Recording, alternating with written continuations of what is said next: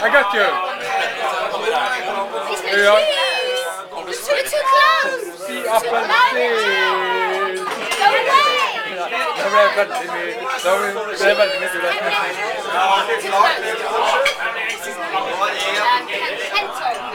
Ska vi göra? What? Take a Kenton. What? She said, you're too close. Don't be silly. Oh, okay, not too close. You will see it on the YouTube. Yes. Har vi neste prominente gjest her. Perry Groves, som litt yngre enn Liam Brady. Og han åpner nå for at dere kan stille noen spørsmål til han, som han gjerne svarer på. Perry! Whatever he said, I agree with 100%. As long as it was good, he could be saying I was an absolute knob. Some questions and answers. I don't mind if anybody's got any questions. Not in Norwegian though. Actually, first thing is how bloody expensive it is in your country. Flipping out. £9 for a beer in Oslo. Flipping sod that. You must love coming here. It's a lot cheaper here, isn't it? No wonder you're all going like that. School cheap. Apart from the Anfield experience, what is the best football memory? Football memory.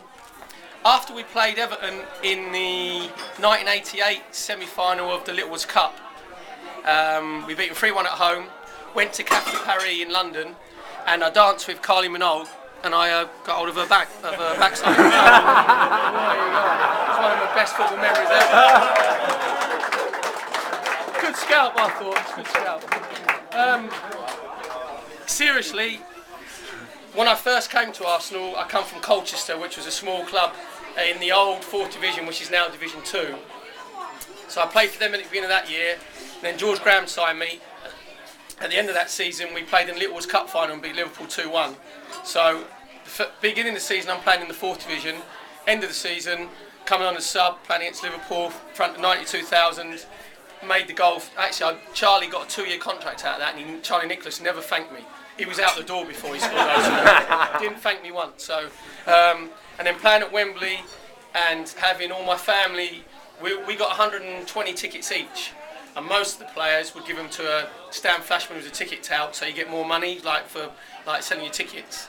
But I gave all mine to my family, and I had, I think about 55 on a coach came up to watch me play, and then to win it. And be a Gooner, which I am from when I was a little boy.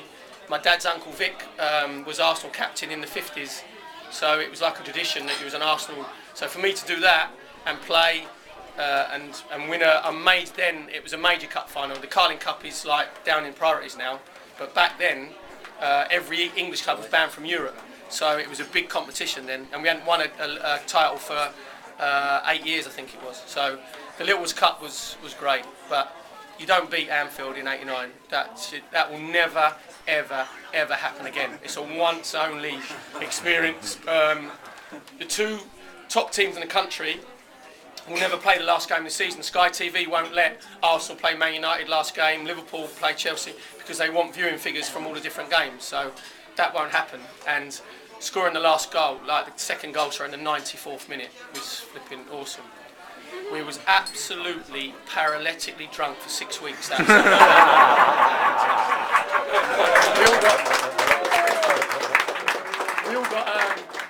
we was just me and Merce just phone. What are you doing? All right, go out for a drink. What are you doing? That virtually cost me my first divorce. Well, first divorce, Merce as well. Really, that was probably the first summer. And then we forgot we had to report back pre-season training. We got a call on the Monday. I think don't forget it's training tomorrow. The summer went like that. It was absolutely brilliant. Really good. What's the status on the little Rose? On what? On the little Rose. On my boys? They're rugby players. They've gone over to the dark side. I know. Lewis is 19. He's a rugby player. Drew is 17. They're both massive gooners, but they love rugby. They love playing rugby. It's a lot more civilised in this country, rugby. In kids' football in this country, Sunday football, all the parents are Bazzo. They're all absolutely flipping mad. They fight on the touchline, shout and scream and roll. Rugby, they knock 10 tons of crap out on the pitch and all shake hands and clap. Oh, well played. And I thought, Get pissed. Great. I love rugby. I love rugby. I love watching rugby. It's brilliant. Is that it? Oh, that's right. Any other questions? You have. See, it's like karaoke. Oh no, I don't really want to sing, but I'm going to do it. Don't be shy.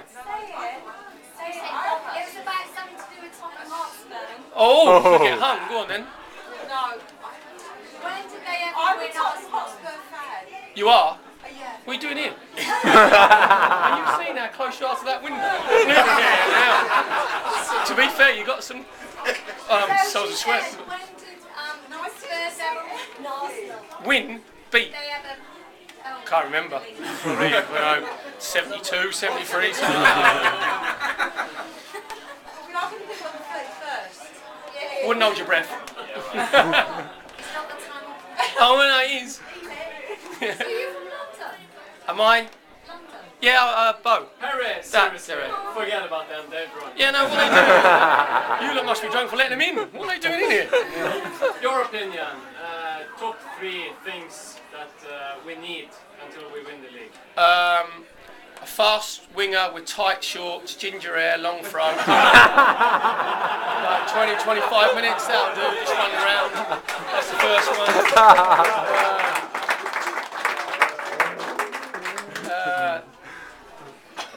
We need is address the problem at centre half. We've needed a strong centre half for about 18 months, which obviously Vermaelen has come in and he is top quality. If you get we got him for 10 million and Lescott went for 25 million, you do the maths and like who's got the best value out of that. So Vermaelen, top player, but we need a combative centre midfield player.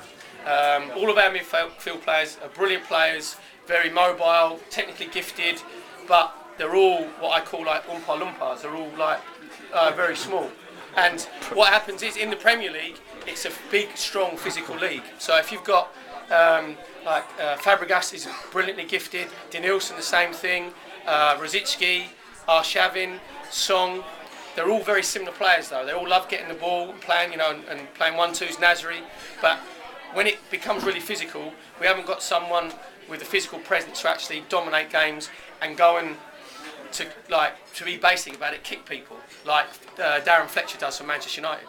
That sort of player. So I think I was worried at the beginning of the year. I thought we were going to struggle to be in the top 4, to be honest, because of what's happened at Man City with their money. Now seeing Vermaelen, I'm convinced we'll guarantee we're in the top 4, but I still think Man United and Chelsea are physically stronger than us at the moment. And as long as we don't get drawn against them, I think our best chance is in the Champions League.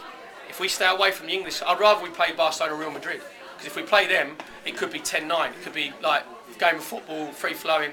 Man United and Chelsea are physically stronger than us at the moment. So, but we're not out. We're not out of it. We're not out of it at all. We're closer than what I thought we was going to be. So, I want us to get back to being hated. I don't like us being everybody's second favourite team, because we play great football. We're brilliant to watch. Absolutely brilliant to watch. Everybody likes us a minute because we're not winning anything. As soon as we go top of the league, everybody starts hating Arsenal again. That's what I want to get back to, really being hated. Especially by that mob up the road as well. Yes. But they were a lot better than Manchester United this year in the 2-1 defeat. We were the better, Yes. but that highlights what I was saying. We were the better side by 70%. We were the better side, but we still lost. We still lost 2-1. And second half, Manchester United had players who took the game by the scruff of the neck. They had Rooney, they had Fletcher and Ryan Giggs. When it wasn't going very well for them, they've got big, mentally strong players. So that's what worried me. Played well at Man City as well. We were arguably the better side. Get beat 4-2, then get beat at Manchester United 2-1. So we need to be able to win games when we're not playing very well, which we did at Fulham, to be fair. We did great at Fulham, which was better. But I'm sort of like that at the moment, because when we play against Chelsea, in the semi-finals last year, against Chelsea in the obviously FA Cup at Wembley, and the 2 against Manchester United, they weren't technically more gifted or better than us. They were just physically stronger than us in the 3 games. So that's where I think maybe we miss a bit of physicality at the minute. But these 4 away games, Everton, Manchester United, Manchester City and Fulham. At first I will they will be surprised with 6 points. Perhaps with 1 away win of Fulham and 3 draws, they will have to say nothing. But no, it's 2 wins and 2 draws. Okay. And 2 loss. But we'll beat 6 points in these games. It's okay. Nah, I disagree. I think if you're going to win the league title, you have to beat Manchester United, you have to beat Man City, you have to beat Chelsea. Yes, and beat the Emirates. well, yeah, but that puts you under more pressure to win your home games. So against the Blackburns, the Birminghams tomorrow, no problem at all. We will wipe them. Tomorrow will be 4 or 5. Because hope so. it will be, because the way if they sit back and let us play, then we'll pass them to death and we'll end up scoring. If they come and try and take someone like Blackburn did, then you'll have, because we have better players than them. And the team is better, it has a better shape about them because Vermeulen's playing, and because he's on the front foot all the time, the team is more compact, where last season we were a bit stretched. So if we lost the ball, it was easy to come and play against us. But this year, we're more compact. So I just want to see us when we play against Manchester United. Liverpool, I don't think will be in the top 4, to be honest. I think they'll drop out completely. So, but we're not far away. We're not a million miles away. I think we're 1 player away. So, but I love watching us play, though. I love the football that you get entertained every time you go to the Emirates. You'll be entertained tomorrow. It'll be fantastic. Sorry. Yeah, go on. Do you think Vieira could be that man? No, no point. There's absolutely no point letting him go 3 years ago because physically his legs are gone and he couldn't handle the Premiership. There's no point in bringing him back to play in the first team. If you're going to bring him back, maybe as a coaching capacity to help the younger players and install that winning mentality in them. But it's no point. I watched when he came back with Juventus at Highbury and we beat Juventus 2-0. Fabregas and Flamini absolutely blitzed him. They did not know. He didn't know what was going on. Juventus had 2 players sent off. The pace of the game and the way that we played, I think most Arsenal fans looked at Vieira and then thought, actually, Wenger, yeah, you were right. You were right to let him go. It was right at the time. To get him in and around the first team, to get that winning mentality to rub off on him, great. But not to play in the midfield, not in the Premier League, because he wouldn't be able to cope. He physically wouldn't be able to cope in there. And that was his game. He was a fantastic, great player. But his game was all about physical presence and strength and going around kicking people and bullying people and smashing people. That was his job. Exactly, yeah. That's what we're missing. That's what we're missing. New question, new area or new subject. Usmanov or Stan Kroenke? Pardon? Usmanov or Stan Kroenke? What, to take over? It's going to happen. One way or the other, it's going to happen. And I must admit, I'm not into bordering politics and how they work. But it amazed me why they ousted Lady Nina Bracewell-Smith. She has 15.9% of the shares, so she is very powerful now. Whoever she decides to sell to, then they become the major shareholder. So if I was them, you're better off keeping her on the board, so you keep her friendly. So there was something that went on behind the scenes. It'll happen. It'll happen next year. Whoever buys the club, you hope that they've got the best interests of the club at heart, because David Dean, who I'm a massive fan of, I think Arsenal has actually missed him since he's gone. He has the best interests of Arsenal Football Club at heart at all times. So the board as well. But I just think they had different ideas, and I'd be amazed. You're not allowed to mention the DD word actually, but I'd be amazed if David Dean's not sort of in there somewhere. And I think he's more on the usefulness side than. But I don't, the bordering politics. But Arsenal will still be run exactly how it is. It's a properly run club with all the traditions and history, and they've got to keep that. They've got to keep the soul to the club. You don't want one of these sort of oligarchs coming in and not having a clue about our history and what we mean to the fans and like the area in general. So who knows? But it will happen. It definitely will happen. Maybe one question on what's been quite controversial with Arsenal. Oh, I like that. I like controversy. It's about diving on the field. Diving? I mean, you never did it, right? I did, but I was good at it. I was a good diver. I was good at it. They're just crap at it these days. They're rubbish. How can we get that sorted out? The diving, it's quite easy. What you said about we never did it. People have this rose-tinted spectacle thing about in the good old days. We didn't dive. if there was contact and we were fouled, then we go down. What's happened now is when there's no contact, players go down. That's where it's changed. If I was playing, and I got quite a lot of penalties actually, and when I played, you're allowed to tackle from behind, so the centre halves would come like crashing through you.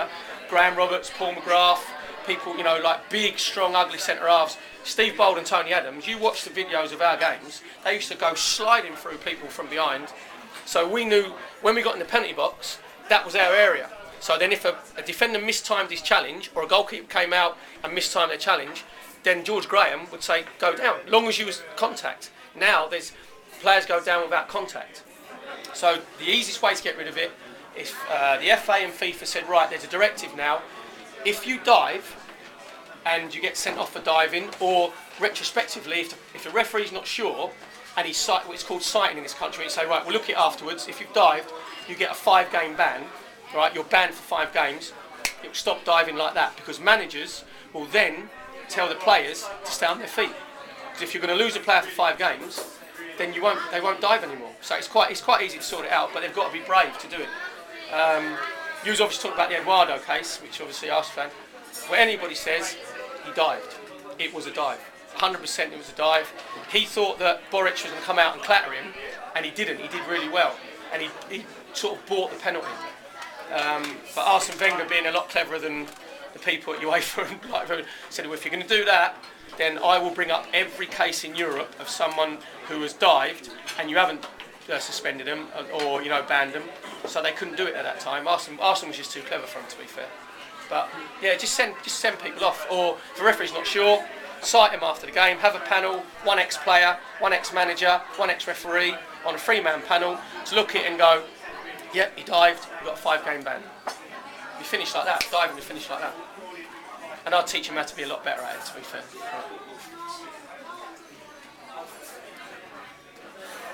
Of course, it's gone a bit quiet, it's like a funeral. Someone died or what? Any other questions? Who is the most important player this year? Now, the most important player is probably Fabregas, I'd have thought at the moment.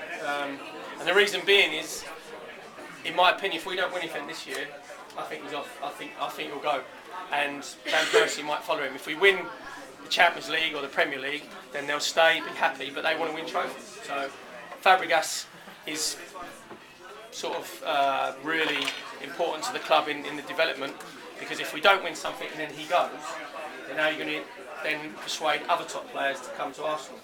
Van Persie might be the same. At the end of the season, if you're not winning trophies at their age, then quite rightly, they need to win trophies. So that's why we're desperate. I'm desperate for us to win the Premier League or win the Champions League, so we can keep our best players. We don't want them to go. So.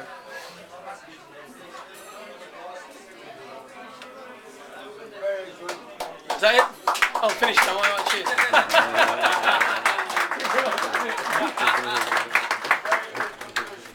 Oh, got a bit serious again there.